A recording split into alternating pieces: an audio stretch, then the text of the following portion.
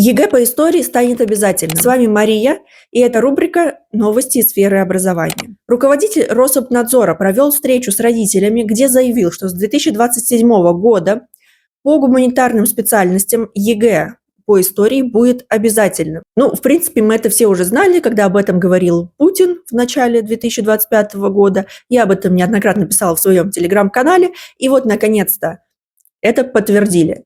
2026 год, кто поступает, выдыхаем. 2027 год, кто поступает, не расслабляемся. А еще больше новостей у меня в канале. Подписывайся.